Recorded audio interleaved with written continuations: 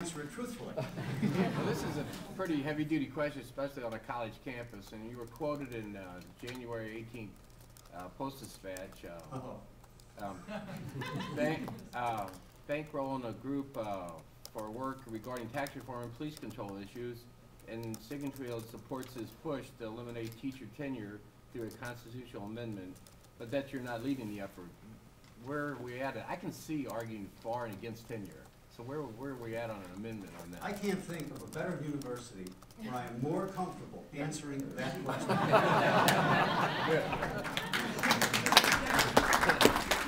Because it is a simple fact that Lindenwood University is leading the nation in this effort. I'm on the board of St. Louis University. Father Biondi has said to me many times, I hate tenure, and it's so damn hard to get rid of. It is a terrible system. It was brought in about the year 1000 to protect religious teaching from state governments. And I think it's been around long enough. It's about time we can get rid of it. Now, the problem in education is K through 12 education. See, I don't worry about college education, because you know what's great about college education is everybody is free to choose. There's no government-run monopoly in college education. Every college has to compete. Many years ago, Lindenwood almost went out of business, hanging on by its fingernails. And then you got tremendous management and people to come in, and you've turned it into a magnificent place. All you got to do is walk around the campus and see.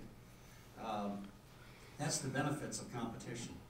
That does not exist in K through 12 in the public school system in the United States or in Missouri. And can you think of any other business where people have lifetime tenure? Can you think of any other occupation in this country where you can screw up, and you can screw up children's lives permanently, and they can't fire you? There was just an op-ed in, we were talking about this at lunch, the Show Me Institute, and I recall the estimate to get rid of a teacher in Missouri, or maybe it was specifically the St. Louis public school system, a teacher who is really just horrible, cost about $100,000 in process and procedure. So you can't get rid of them. Now, it is a fact, after about 3 to 5 years in a new teacher's life, many of the good ones leave and go on to something else. And the bad ones stay, and their pay increases with time and grade. It is right now illegal to consider the performance of the students in setting the pay of teachers in Missouri. It's illegal.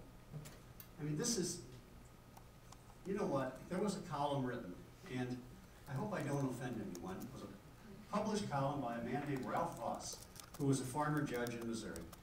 He now owns and writes for a newspaper in central Missouri called the Unterrified Democrat. What a name. And it's in Osage County, Missouri. And he starts off, and it's something like this. He said, a long time ago, decades ago, the Ku Klux Klan got together and said, how can we really hurt the African-American children permanently? How can we ruin their lives? And what they designed was the public school system. When was the last time you were in a public school and talked to a public school teacher?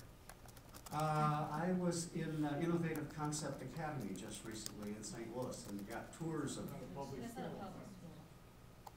Yes, it is. It's an independent public school funded by the St. Louis public school system. But I haven't been in, maybe I've been in other, I just don't recall.